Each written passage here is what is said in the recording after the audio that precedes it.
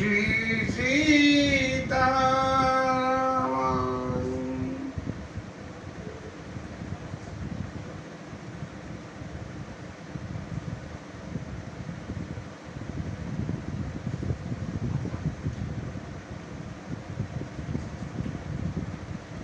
कल के कथा विश्राम में गुरुजी महाराज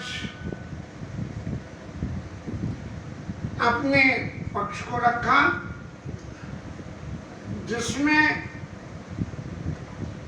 राम जी महाराज को सब तरह से भगवान डिक्लेरेशन दिया और ये कहा कि भाई वो भगवान है, इसलिए सब तरह से समर्थ है। तो आप लोग इस सिद्धांत को ध्यान में रखें, अपनी अपनी बातों को कहिए, अपने अपने विचारों को कहिए। जहां तक भगवान होने का सवाल है,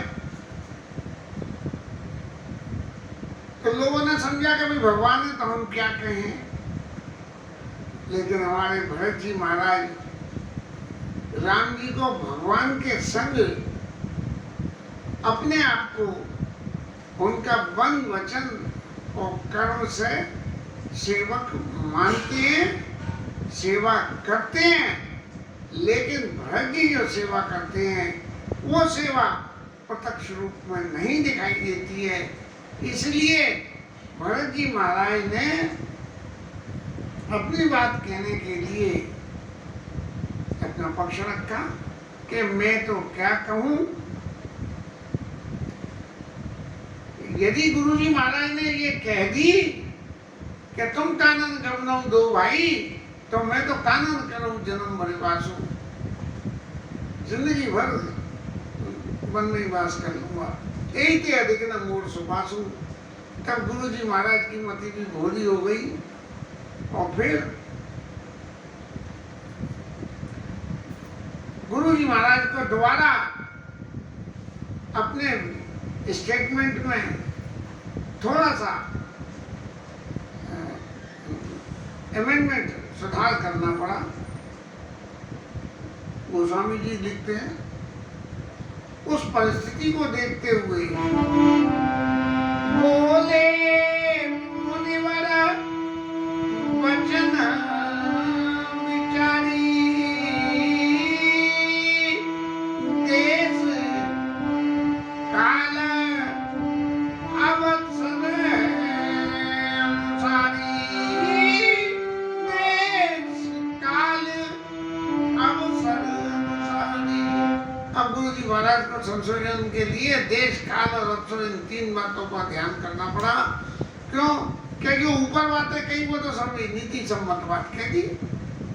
अब जब ये समय बदल गया तो अपने बयान में थोड़ा सा संशोधन करके देश काल अवसर अनुसारी उनको कहना पड़ा। और राम जी को संबोधन करते हुए कहने लगे,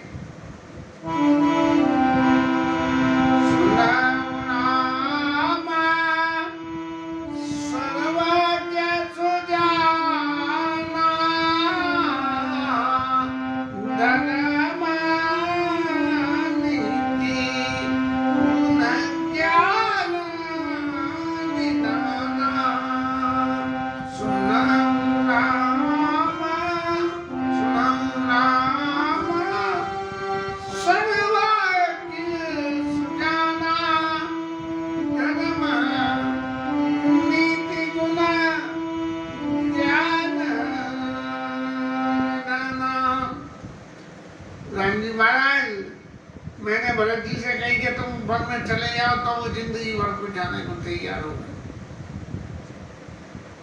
तो अब इस परिस्थिति में क्या करना चाहिए? और तो कोई बोलने वाला यहाँ है नहीं। जैसे मोदी जी के राज्य में मोदी जी बोलते हैं, दूसरा कोई नहीं बोलता, बाकी सब सुनते हैं। तो महाराज राम जी आप धर्म, नीति, गुण और ज्ञान, इन चार बातों के एक्सपर्ट। जीवन में पूर्णता पाने के लिए ये 4 बातों पे विचार रखना बहुत जरूरी हो जाता है, जिनमें सबसे पहले धर्म आता है। और धर्म की परिभाषा को यदि जरा सा समझने जाए तो धर्म क्या है? इस धर्म की परिभाषा में एक ही बात है कि मैंने बचपन में पंडित राम किंकर जी से सुनाता था कि धारे थे इति धर्म, जो धारण किया जाता है। और धारण क्या करा जाता है कि गुरु जी महाराज ने खुद कह दी कि देश काल अवसर अनुसारी। तो इसका मतलब ये हुआ कि धर्म की परिभाषा हर देश में, हर काल में और हर अवसर में धर्म की परिभाषा बदल सकती है और बदल जाती है।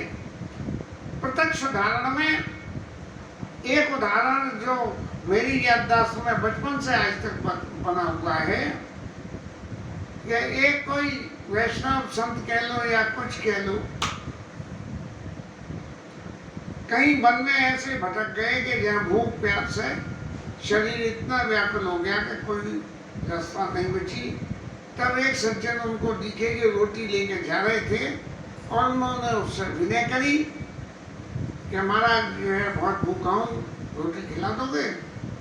तो उन्होंने रोटी खिला दी।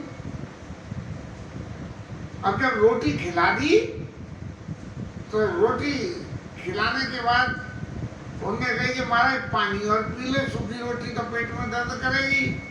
तो उन्होंने पूछा कहो भैया तू कौन बिरादरी है? तो उन्होंने कही साहब मैं तो मल्ला हूँ। तो महाराज बोले कि भैया तेरे हाथ का पानी तो मैं नहीं पीऊंगा। बोले क्यों नहीं पियोगे? क्योंकि हमारे यहाँ बोले मल्ला के हाथ का पानी नहीं पिया जाता है। तो बोले महाराज रोटी तो आपने खा ली, तब तो आपने विचार नहीं किया, और अब पानी पीने का नंबर आया तो मेरी बिरादरी पूछ रहे हो। तो उन्होंने जवाब दिया कि रोटी नहीं खाता तो प्राण निकल जाते, और जब प्राण ही नहीं तो फिर शरीर का क्या मतलब है? ये शरीर तो मट्टी हो गया। लेकिन जल पिए बिना जो है अभी शरीर चलेगा, इसलिए तेरे हाथ का जल नहीं पीऊंगा। तो ये जो धर्म की परिभाषा उन सज्जन ने निकाली, ये वास्तविक जीवन की परिभाषा है। एक आदमी बहुत स्वस्थ वातावरण में भजन साधन करता हुआ बाबूजी को जब अस्पताल ले गया, टाटा हॉस्पिटल में ले गया था, तो कोई बेचारे जैन मुनि थे, उनका भी कोई मिलने जुलने वाला कैंसर पेशेंट होगा। अब वो बेचारे सुबह 4 बजे से उठ के और अस्पताल की लॉबी में अपनी जो पूजन साधन करते होंगे वो कर रहे। अब सत्य रूप में देखें तो अस्पताल में अस्पताल की धरती, अस्पताल का वातावरण और अस्पताल की सभी चीजें, जात को जात का कोई कंसिडरेशन ही नहीं है कि क्या कोई जात है, कुजात है, कौन नहीं है, इसका कोई भी एक पैसे और भी वहाँ कंसिडरेशन ही नहीं है। और वहाँ बैठ के महाराज जो है पूजा कर रहे हैं। तो क्या महाराज की पूजा जो है गलत हो जाएगी? नहीं। देश काल अवसर अनुसारी। अब जब वहाँ कोई साधन ही नहीं है और पूजा छोड़ना नहीं है, तो जैसा भी अवसर है, जो भी ऊपर सुविधा है, उसके अनुसार अपनी पूजा करनी चाहिए। और सुनी मुनि बचन कहते रघुराऊ। राम जी महाराज ने भी, जैसे गुरु जी महाराज ने अपने भाले में से बॉल उठा के राम जी महाराज के भाले में फेंक दी, तो राम जी महाराज ने अपने भाले से बॉल उठा के बड़ी चतुराई से गुरु जी के पास भेज दी और कहा नाथ तुम्हारे हाथ पाऊं, नाथ तुम्हारे हाथ पाऊं। एक भूल हो गई, ऊपर की चौपाई रह गई। पुरुषन जननी बात है तो वही सब कहे पाओ। ये गुरु जी महाराज ने राम जी से कहा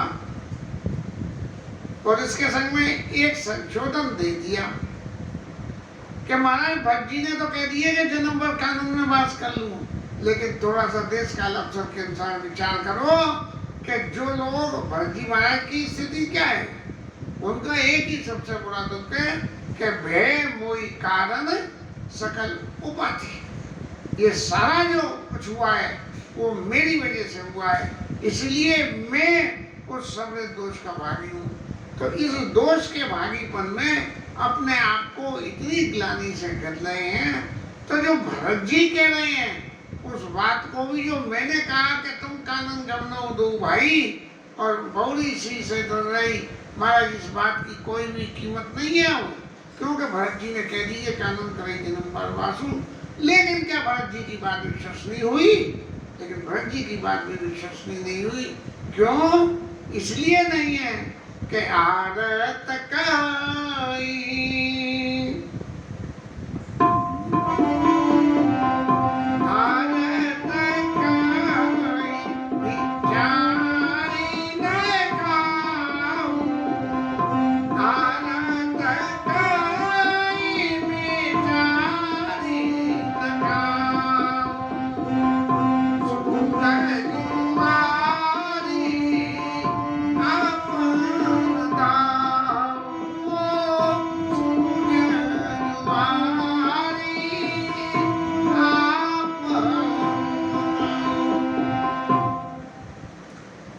ये कहता रहे भरत जी दुखी है, अत्यंत दुखी है, और इतने ज्यादा दुखी है कि उनके दुख को देख के दुखों भी दुख लगे कि देखिए इनने कुछ किया नहीं फिर भी ये दुखी है।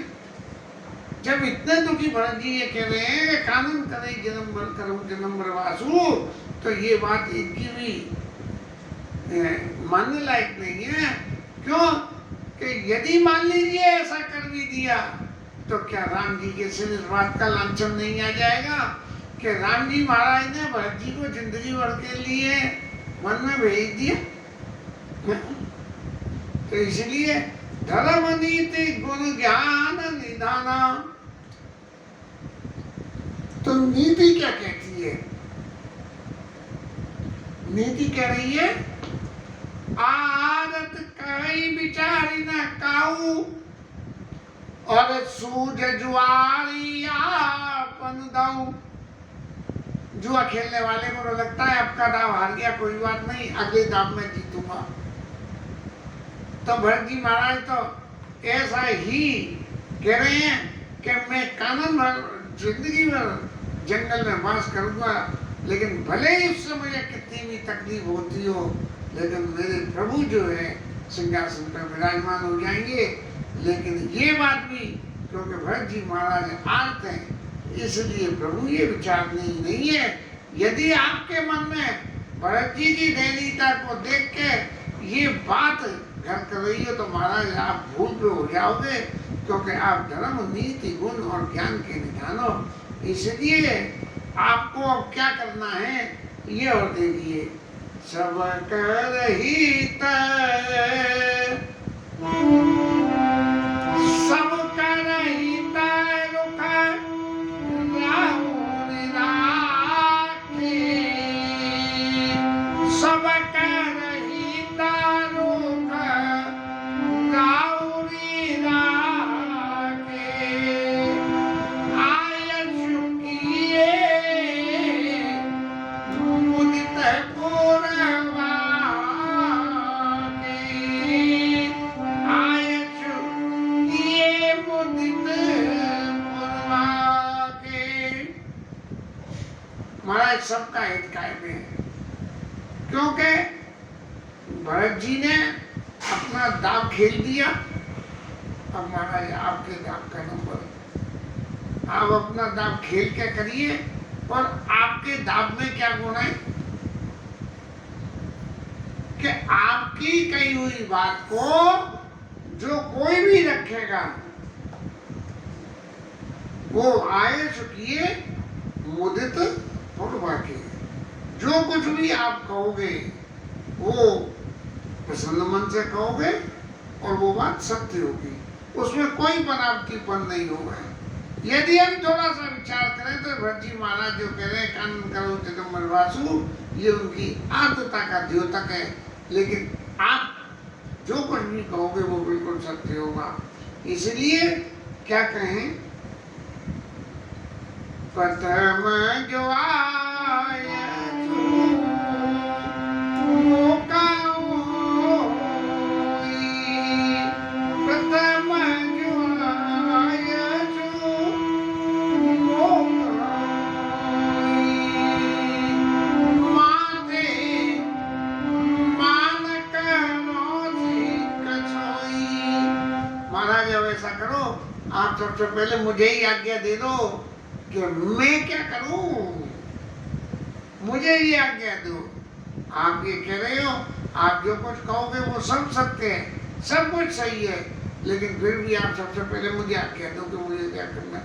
अब तो गुरु जी महाराज फिर फंस गए कि मैंने अपनी फाली उठा कर राम जी के सिर पर डाली और राम जी ने गेंद वापस मेरे फाली में फेंक दी।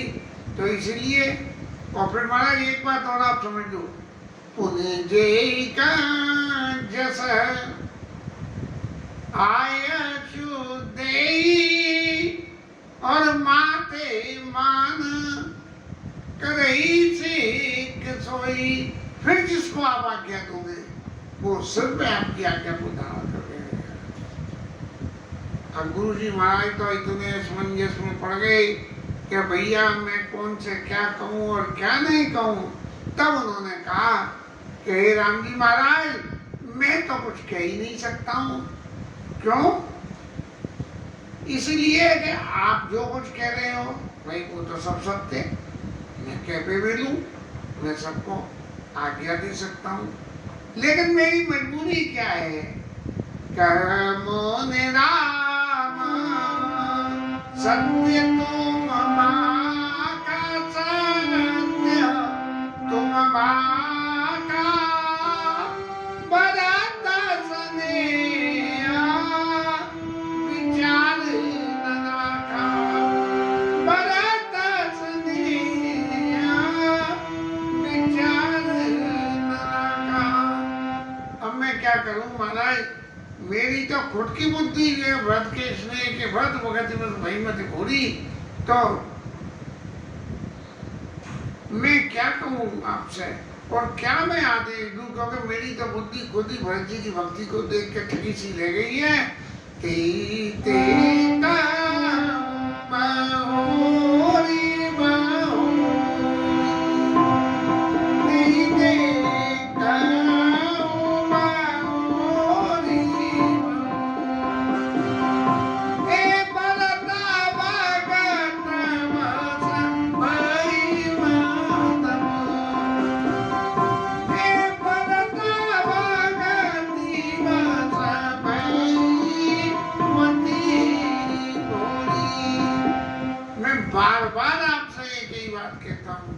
भरत जी की भक्ति को देख के मेरी तो मति बावरी हो गई है, तो मैं क्या कहूँ। इसलिए राम जी महाराज अब आप ही कहिए,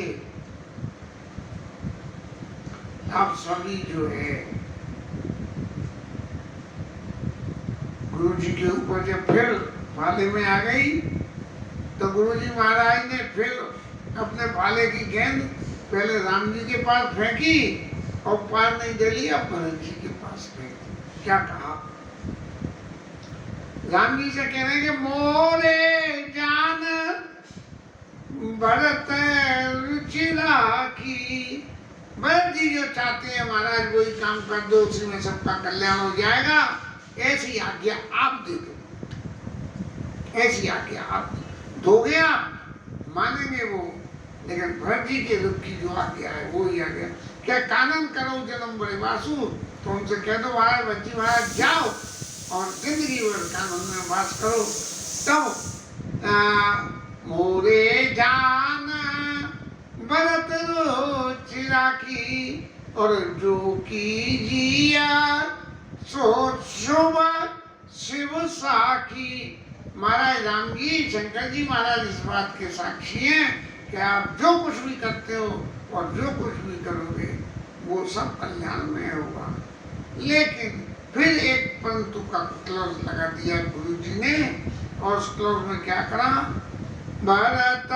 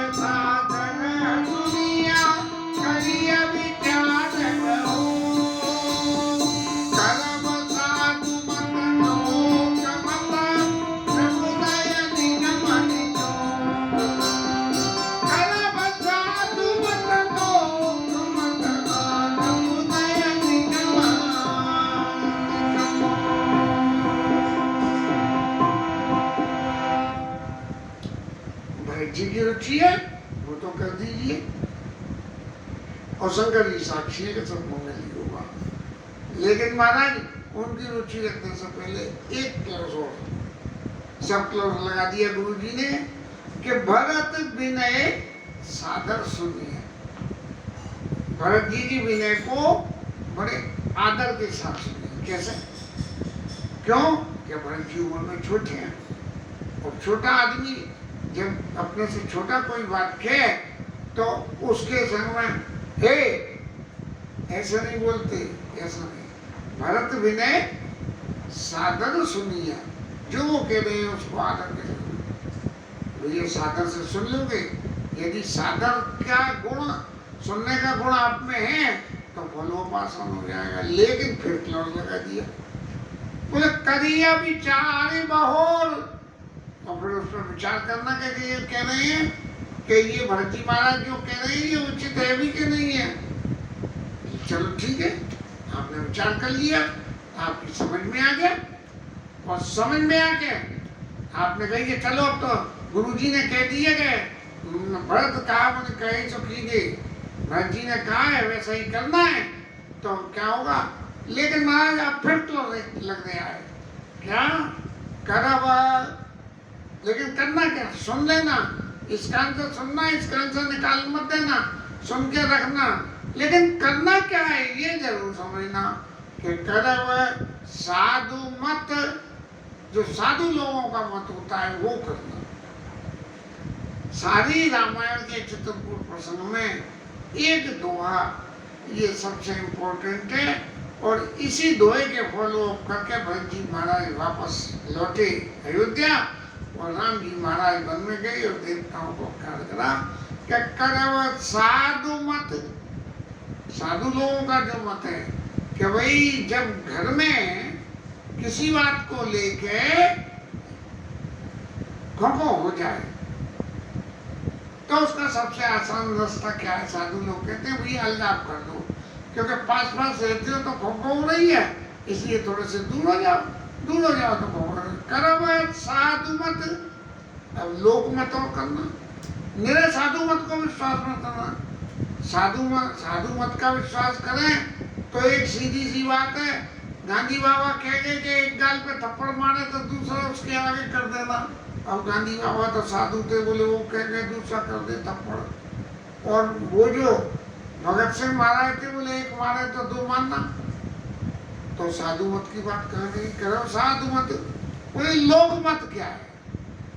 लोक मत ये है कि आदमी को लोकाचार में अपने से छोटे के प्रति कुछ आदर निभाना चाहिए।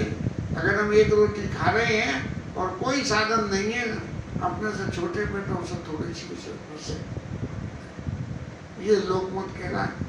अब राम जी महाराज आप वन में जा रहे हो तो क्या इसका अर्थ हम ये ले लें कि भरत जी महाराज वन में जाएं और थोड़े दिन के लिए चले जाएं? वो कह रहे हैं कि मैं जन्म भर वास कर रहे हैं। बोले भरत जी महाराज आप थोड़े दिन को नहीं, मैं 14 साल को जा रहा हूँ, तुम 14 दिन को चले जाओ। क्या करो साधु मत, लोक मत? ये लोक मत की परिभाषा में ये भी नहीं है। भरत जी महाराज वन में से जाएंगे और अयोध्या में विराजमान होंगे, वो पादुका शासित चलाएंगे। कर्म साधु मत लोक मत, ये लोग नप नए निगम निचोड़, जो राजनीति कहती है उसका जो निचोड़ है वो आप करते। ये तो बड़ी विचित्र विविधता हो गई भाई। राजनीति तो कहती है कि भैया जिसको राज्य मिले या जिसमें दम हो वो राज्य ले ले।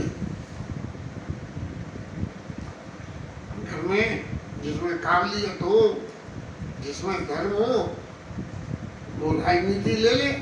चाहे कितने हुए मोदी जी महाराज पीएम बन गए, बड़े बड़े बूढ़े बैठे रहेंगे।